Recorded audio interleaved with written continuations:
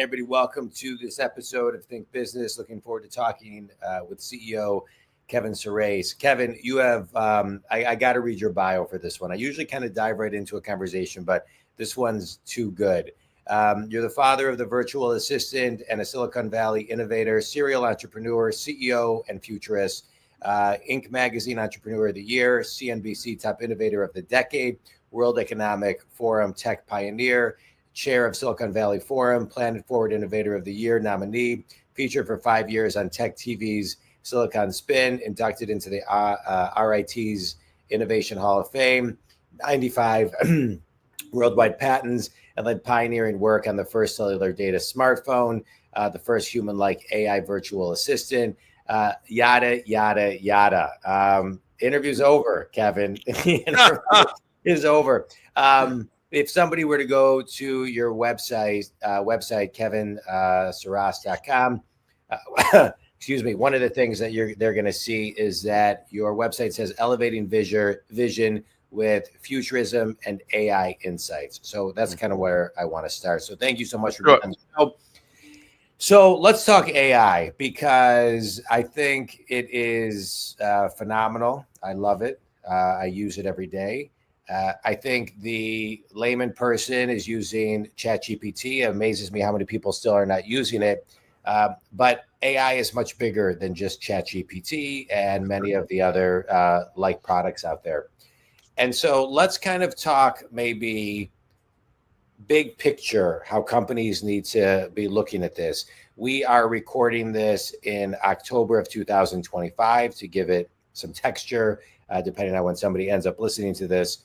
Where do companies need to be thinking bigger when it comes to AI? I just, and real quickly, well, I'll get to that in a second, my next question, but let's start kind of like with the end in mind, but let's kind of call that end 2 years from now, because that's kind of dog years.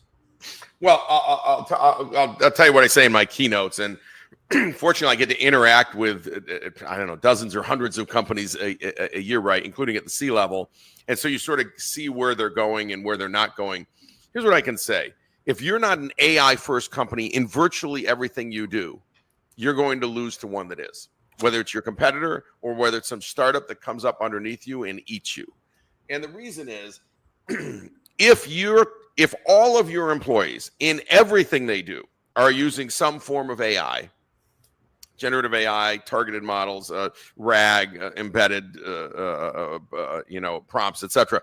If they're not doing something, not just once a day, but several times an hour, there's a competitor who is, and they are going to be at least 10 times more productive than you are. And that's the minimum measure today that I look for. I don't want to see someone who's 40% more productive. If you're not 10 times more productive in major tasks, someone else is. Someone else is. And I give you an example. You have a podcast here. A few years ago, you would sit down and watch and listen to the podcast afterwards and take notes and try to summarize. And now you push a button, it summarizes it for you. Yeah. That task, you're 1,000 times more productive than you were before, allowing you to do things that you can add more value to. Summarizing the podcast isn't it. There's a machine that does that. Well, I'll tell you something. Up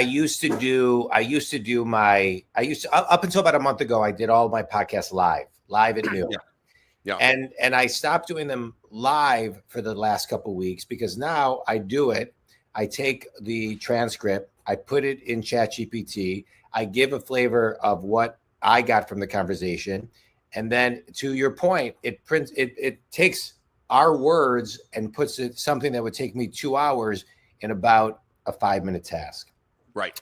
And it gives the user who scrolls by it more information and intel. They can get deeper into the conversation. I want to kind of stay on this topic of productivity, though, because there are some people, which amazes me, that have not used any type of ChatGPT, or like, they played with it, or they resist it. It's kind of like those same people like, well, I don't believe in social media, so I'm not on it. Okay, but your clients are on it. So it doesn't matter what you think. Talk a little bit about this productivity, because, I remember, I'm 53 years old. I'm not sure how old you are, but I remember when I was 18 years old, my dad gave me a set of tape sets by Brian Tracy. The Psychology of Success. It changed my life. And in it, I remember Brian Tracy, Tony Robbins, Jim Rohn, all saying, we are so productive, and we're going to give you the tips on how to be productive today so you can work 3 years in 1 year. That was a through line of my cassettes when I was 18 years old. Yep. Now let's quantify productivity. So productivity, I'll give you an example. Simplest example, right? Let's say you're in marketing and one of your tasks was to write a blog post every week. It's 52 blog posts a year. What you probably used to do is hire that out for $1,500 a blog post, and it'd take a week to write it, and you'd go back and forth. It took hours of your time, hours of that person's time. There was blog post 1 of 52. Then you do it again, do it again, do it again. Okay, now I can train ChatGPT, for example, GPT-5, in a project folder, right? I can train it on everything I want to train it on my website, everything I've written before, every blog post I've had before, et cetera, et cetera. And the first thing I would say after training it, which is 5 minutes, I'm just dumping a lot of stuff in there, having some interactions and conversation. After that, I say, based on all of this and all the blog posts you've seen written, come up with 52 topics for the next year of blog posts. Boom, 52 topics. Okay, now 10 at a time, write them in my voice. You've seen my voice. This is my voice. Write them in my or the corporation's voice. Okay, 10 at a time, right? In under an hour, actually probably about 20 minutes, I have 52 blog posts. I'm going to take the next couple of hours and edit them, but certainly before lunch, I finished the year's worth of blog posts. Yeah. Done. That's productivity. And that everyone understands that, right? Everyone understands. I'm sorry about the blog post writer outside. The contractor is gone, but it's not my job. My job is to get 52 of these darn things done, and I'm done for the year. I have the rest of the year to do other tasks. Yeah. Right. So two things I want to comment on that. I love to write. I wrote a book. And one of the things I always say when people ask me about the book is behind every great writer are better editors. Yeah, absolutely. And so I would write blogs, and I was spending about $10,000 a year on editors. Yep. When ChatGPT came, I didn't need them. I could write, and I could use ChatGPT to help me edit. My grammar is that of a 4-year-old, and so it could make it work for me. I decided I wanted to do a series of my book, and I wrote the book. I mean, I was, look, these are your thoughts. Yes. Well, these are my thoughts. I put my book in ChatGPT. I said, give me a review of every single chapter that I can do videos on. And in 5 seconds, it read my book. So to your point, the productivity, when you can put it in your voice, use your words, and then take the time to edit it. Again, think community. We're talking about productivity. And let me give you, if I can, a very specific case on this. I am asked 4 or 5 times a day for press quotes, normally around AI, right? Because that's a field I've been in a very long time. So the press comes and it's everybody, right? And I don't always get quoted, but they'll typically come with 5 to 10 questions per request. And so think about it. I got 25 questions I got to answer in a day. I can't do it, right? And I could never do it. And of course, before Gen AI, I would do them manually, and I'd get to a few a week, and I got what I got. But now what I do, because also I like to say to everyone, unless you happen to be an English major or a PhD in English, your prose can't be as good as GPT-5. It's not going to be. It read 1 trillion phrases. It's going to crush you in prose. But I have my own opinion. So what I do for all the press requests is I provide 2 paragraphs or so to GPT-5, but I use different models for different things. But in GPT-5, I say, here are my thoughts on this subject. And it's this is important. This is what I want to state. Now there's these 5 questions. Take my thoughts and answer these 5 questions with my thoughts with the appropriate prose that will get picked up by the press. Boom, boom, boom, boom, boom. Right. And I go, they're my thoughts. I could not have written them that well and that articulate, but it's what I wanted to say. It would have taken me 6 hours to do that. 2 hours. So that's productivity. And so I'm able to respond with my thoughts. I didn't cheat, but I'm not an English major, right? It's not what I do. So like you, I recognize where I excel. Yeah. Where I can use some help. And yes, I just finished a book. It's going off to publication. It's called The Joy, success cycle. Congrats. Together.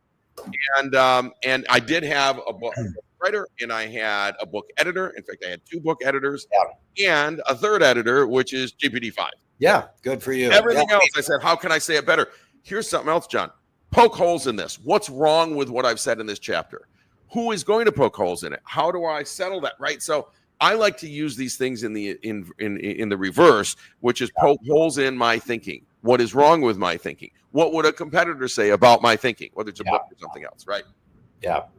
I love everything you're talking about. Just to summarize, productivity, think community. If you want to work 3 years in 1 year, 5 years in 1 year, use the tools that are at our disposal. And like Kevin's talking about, we've talked a lot on the show, make it your voice, your questions. You can go to ChatGPT, create a customized bot for yourself, and start there. Okay. I want to talk about, you're a futurist, and you're talking about futurism and insights. And so I want to talk about first, define the future. It used to be when I was younger, Back to the Future was a movie, and, that was the future, boogie boards and, things of that nature. Today, I don't know how to define the future. Is it a week? Is it a month? Like, how do you define the future? I'll tell you what I like to do is look out 5 years, because we know where the technology is today and what we're likely to see in 5 years' time. I certainly can tell you that. And I might be off by a year or two, but I'm not off by 20. Wait, let's pause there for a second. Sure. Tell me 2 things we're going to see in 5 years. Humanoid robots doing a lot of tasks that we don't want to do, including in our home. Okay. And everything you're doing is going to be AI first, or you won't be employed. So we're going to have kind of like the Jetsons robot housekeeper? Yeah, for sure. Yeah. No question. No question. The demand is that we're driving down the cost of building these robots to where one is going to be able to lease them for, pick your poison, but maybe it's hundreds of dollars, or maybe it's $1,000 a month or something like that. And you won't own them, you will lease them, but they will be able to cook and clean in your home. And you go, okay, what is that? What is that worth? Well, we know we could hire someone to do this, and many of us have people come in for a few hours. Some people, we don't, but some people have full-time, house people, right? Housekeepers and cooks and chefs and laundry people and all that. That's expensive, and all of a sudden you're in for $200K a year for a bunch of people in your house. Right. But what happens if you could do that for $12K a year? Now, $12K, not everyone's going to do it, but a lot of people could do that and go, this is more important than a car to me. This is incredible. All my laundry's done. The sheets are changed, and my meals are made to my specifications. This is incredible. And the robot can order automatically the raw materials that it needs. It shows up at the door, it gets them, it makes all of the technology that we've got, and the way we're now training robots with reinforcement learning leads us to this point, right? Leads us to that point. We can believe that we can now make robots make coffee because we've seen them. We can have robots that make certain kinds of food, and they teach themselves how to do these things now. And they'll spill everything all over the place. But with reinforcement learning, after 1,000 trials, they eventually get it right. And then they go, I have an entire model that just, sears steak on the stove and doesn't burn the house down. They have an entire model, right? Do they walk stairs, upstairs, downstairs? Sure. Outside? Yes, absolutely. But before we were using reinforcement learning heavily, we had to program each of these tasks in. That seemed like we would never have a robot. For us, because there's millions of tasks. But if they can learn them themselves by watching a human do it once and then repeat it and learn how to do it correct with their own dexterity, that's the game changer over the last few years. And that's where I've seen just some tremendous progress being made. It's very exciting. And will we be able to, from your research, be able to communicate with them as if we're communicating with a real person? Oh, yeah, because they're backed by an LLM. So it's like talking to GPT-5. And if you talk to it in audio, it is GPT-5, or it'll be one of the other models, Anthropic or whatever. Of course, absolutely. What's the downside of that? Well, those who can afford them will have them, and those who can't won't. But this has always been the case. Those who can afford housekeepers full-time have had them, and those who can't don't, right? So I look at it this way: we're coming closer to the democratization of access to these things. So Right. what used to cost $30,000 a year maybe cost 12, and then what used to cost 12 over some period will cost 6. And you understand what I'm saying? So we're actually 100%. granting more and more access down market. But as I'm listening to you talk, I'm also thinking about, is all of this technology just for the rich? Well, all technologies start out for people who can afford them. Yeah. The car started out for people who could afford them. And over decades, we learned to make cars cheap enough for the masses. That wasn't the case on day one. They were still in horse and buggy or walking, right? And then the car got cheaper and cheaper and cheaper. But on day one, it was freaking expensive. Even with Ford's line, the Model T was for the rich, actually. Yeah. So to think that somehow we've got something that's for the masses on day one is unusual, but ChatGPT was for the masses on day one because we built on the fact that the internet and trillions of dollars had been spent on the internet and mobile devices to allow access to that system, right? And so there are some of these things that don't require physical hardware that are accessible by everybody. And then there's going to be these physical hardware things that are going to start at a different place, right? A different price point. And that's, and like the car did, like airplanes, like flying taxis right now, which will start soon. At first that's going to be, a dollar a mile or so. And a dollar a mile is going to be, that's expensive. Yeah. Right. But it'll come down. And so I think all technologies want to have mass adoption because that's where the money is. Yeah. But early on, it's not one of the choices. Yeah. Right. The technology doesn't allow it. Let's talk about, again, I love the words on your website, elevating vision with futurism and AI insights. We'll get to the word vision last. Because I want to talk about insights, intuition, guts, right? So we have, before ChatGPT, again, I could pull some stats on this, but I think, and I see it with myself, there was more of a pause and a moment to tap into guts and intuition. Mm-hmm. Now I can ask chat something. It happens so quickly. I almost sometimes find myself like having to remind myself to take a moment, pause, really take the time to tap into my own instincts. But it's where it happened naturally as part of the flow.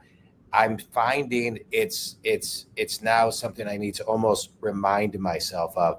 And right. So I think about younger generations who right. are potentially going to lose that pause to tap into their insights, their instincts, their gut. Where do you see that? Well, this is talked about a lot, and we have some examples through history already. So, when the spreadsheet came about, everybody was, upset that who's ever going to be able to do math if all the spreadsheet can do complex math and calculus and, blah, blah, blah, formulas. And it turns out we as humans basically don't do math anymore is the truth. Don't kid yourself, right? We use a spreadsheet, we use a program, we use a calculator, but basically highly complex tables and everything are all calculated for us. No one would pay you to do long division in your head or with a pencil. It's not possible, right? So that's gone from the human condition. Yes, we still teach it in 4th grade and it'll never be used again.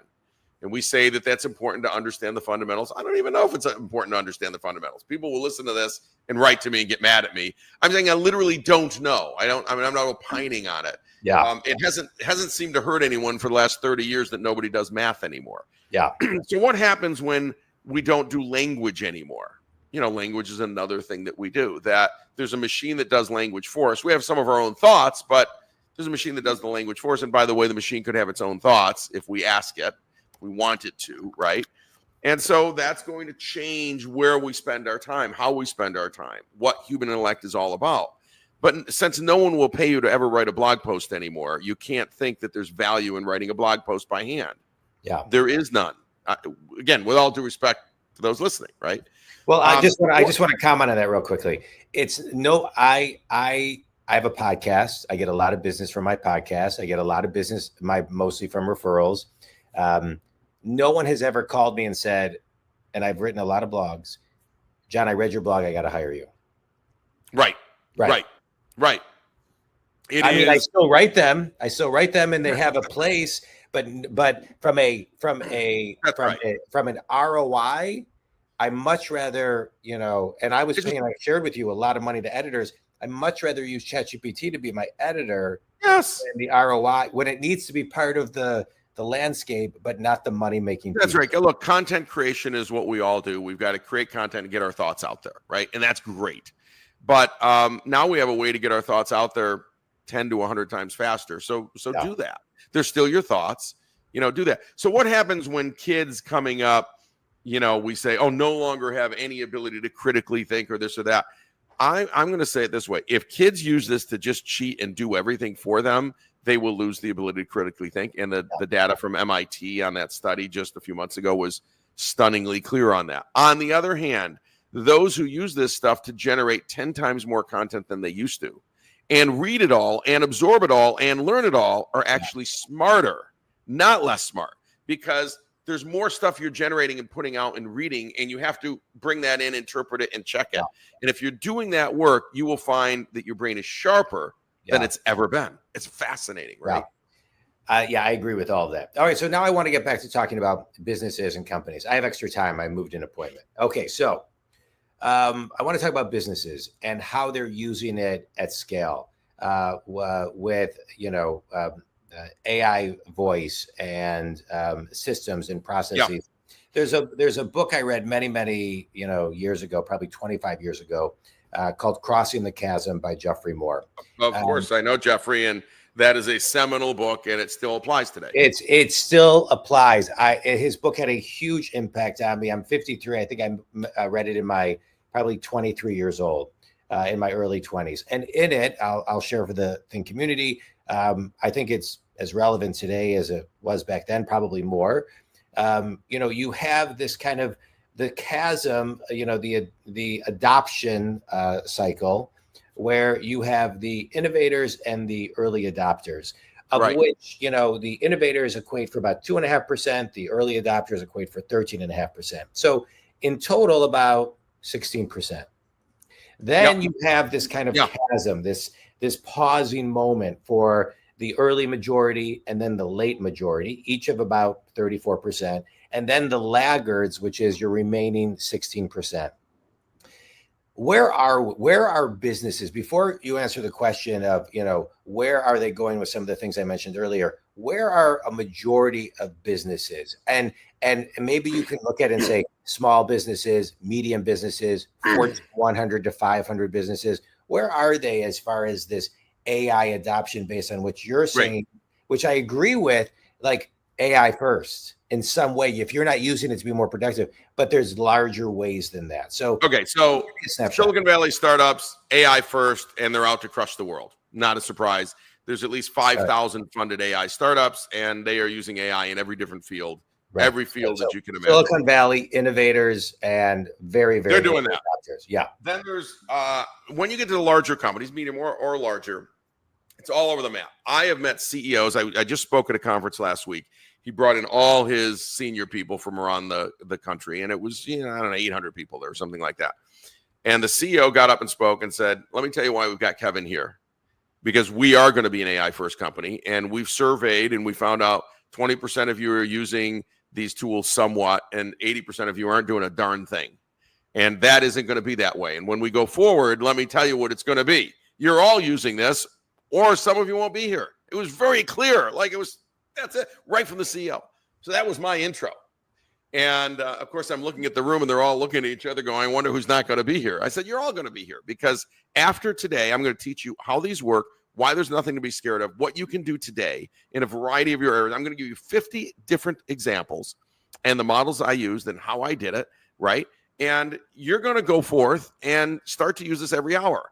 Every hour. If you haven't done something in Gen AI in an hour, something's wrong, right? Okay, a customer writes you an email. Before you respond to this angry customer, why don't you take a moment and say, "I've got an angry customer. This is the email they wrote to me. This is the product we make. This is help me craft something that appeases this customer and allows us to get on a call together," right? And you'll find what it writes is far better than what you would have written. Still your ideas, and you can edit it. So I just gave example after example after example of all the different phases, including engineering that they do, right? The kind of engineering. I even looked at some of their products and said, what does this product look like in 5 years? How can we make it better as a product manager, right? What might the competition do? What won't they like about it? All of that? What does the price point have to be? What are the materials that go into it? And they're just going, you got to be kidding. So, well, just assume this. Your competitors are using this. So to answer your question. Well, before you answer the question, I just want to kind of summarize something that you're talking about, because I think, I always enjoy when somebody can define something that maybe somebody is doing that they can't define. And what you're defining is raising awareness and how we prompt ChatGPT or whatever we're using. Certainly. Right. And the things you can treating do it as if it's almost a person, right? It's because I do the same. It's taking the moment, as we talked earlier, to pause to think of how you would communicate it as if it were a real human being. John, I have a PhD sitting next to me, right? How do I explain to the PhD what I want his or her help with? And then they're going to help me. But there's a freaking PhD for a penny, or $20 or $200 a month, right? Right. So please use it, right? So look, most of these companies, they've got lots of people playing, they've got a few people doing, and they got most people doing nothing, right? That's what's happening. And they're trying to get it to where it's quite advanced. Now, I've got companies that I've talked to. I go up to the CEO and I say, well, what about that customer support team you've got offshore somewhere? He goes, well, of course, we haven't announced it yet, but yeah, they're all gone. Like that's, we're not augmenting there. We've done the work, and a voice AI or an AI assistant outperforms them in every customer support task on a call, at least at tier 1, and you can hand off to tier 2, tier 3, right? But at tier 1, so you got people really looking at this. I will say this: the CFOs are very clear. I'm not rolling out AI to everyone unless I can see a return on those dollars. So the return might be, hey, we're going to hire 10% more next year, and now we're not. Maybe we don't let anyone go, but we're going to reduce that future burn, right? But you have to find a way to pay for it. Otherwise, you've created a cost center that isn't giving you any return. And so CFOs are looking for that productivity impact and those dollars returned. Period. Full stop. Talk about how they're using it for customer service lines, bots. Oh, sure. How we communicate, things of that nature. So Bank of America has quietly moved most of their customer support that used to be all over the world, and a lot of it was like in, let's say it was in North Carolina for a while. But today when you call, you often get Erica, and Erica's a full AI interactive human kind of, AI assistant like we built and created. And she's amazing. Like you say, I lost my wallet. She goes, no problem. I would not yet cancel all your cards. I'm going to put a hold on them, because 90%, 92% of the time, she knows the stats, you will find your wallet in the next day. And so rather than disrupt your life, let's put a hold on everything. You keep looking. And then once you find it, you call me back and I'll take care of it. Right.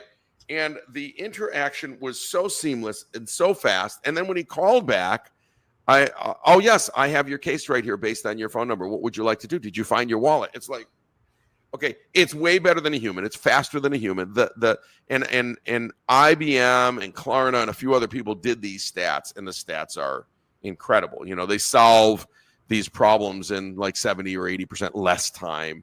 They're nearly 100% accurate because they're trained on the FAQs. They're trained on the right response. They're not going to screw up the responses. The customers, while taken aback at first, end up being happier. When you survey customers ahead of time, by the way, something like 82% say, I don't want an AI bot servicing me. After being serviced by not an IVR system, but a real AI interactive backed by an LLM, assistant, they prefer that. Yeah. They don't want to talk to the human. This is way better experience. So all that is so interesting, and I'm loving what you're talking about. But I want to. And I'm gonna time out here, but I extended it by a couple of minutes. Oh, you have how many? What time do you have? How many more minutes do you have? I extended that call out another 5 minutes or so. So I think we can shoot for another. Let's end with this and then a quick speed round. When you're talking to people, when people are listening to this, I would think that there's going to be a lot of scared people.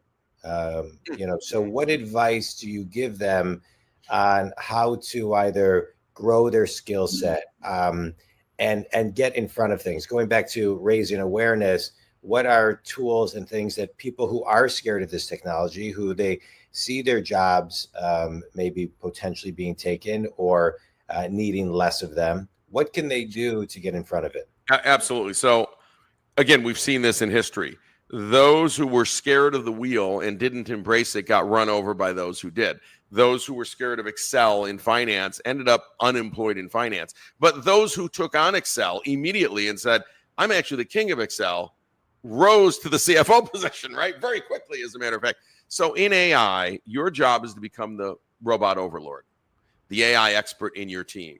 You have to be the number one expert, which also means you are out there learning this technology if you have to on your own. If you have to, you can ask GPT-5 to put together a course for you to learn GPT-5 better, right? For your job position. You have to be the person in the office that is the expert in these tools. And not just one of them, but 20 or 30 or 40 different ones. Right. That's your job. You will be employed forever if you're the expert in the tools. And you will be employed for only a week more if you're not. Own it. Yeah. So taking ownership, think community, take ownership, 5 minutes a day, spend some time on ChatGPT. Quick speed round, Kevin. Book that had a big impact on you. Actually, you mentioned one. I mean, that was one of them. It's funny. I don't always remember every book, but Jeffrey Moore's book, I read it when it came out, and crossing the and every one of my companies that I work with, that is where you do get stuck. That go-to-market phase when there's some early adopters, and how do you cross that chasm to where you have millions of users or thousands of users or whatever it is? Very hard, harder than people think. We all have these examples of Facebook that didn't have to really cross the chasm, or ChatGPT that didn't, the chasm was a minute in. But most of us with real products, we struggle with how do I get that mass audience? Best piece of wisdom you've ever received? Oh, stay curious and stay humble. Finish this sentence. One thing everybody can do today to start growing their AI skill set is? Yeah, sure. Spend $20 a month on ChatGPT, get access to GPT-5, and do everything you do. Everything. Start asking yourself, what can't I do better with AI next to me? What can't I do better? And there's almost nothing. And that includes upload documents and evaluate those documents. Like, people don't know that. I can upload a spreadsheet and say, what's the spreadsheet mean and how does it work? Boom. Yeah. Boom. What? Yeah. So, I do all the time. Man, work. Kevin, this was great. We'll have to have you back on. Think community, in quick summary, spend 5 minutes a day at minimum learning ChatGPT. If you don't know what to do, ask ChatGPT or any of the tools that you have, and it'll create a course for you. Like Kevin said, I thought that was great. We all have a responsibility to take ownership to grow our skill set. Let ChatGPT, like you said, Kevin, be the PhD sitting right next to you. Where can people connect with you if they want to connect with you, Kevin? KevinSurace.com, my website. All right. And I'm at johndwoskin.com. Kevin, this was a blast. I loved it. Thank you so much. Thanks for having me.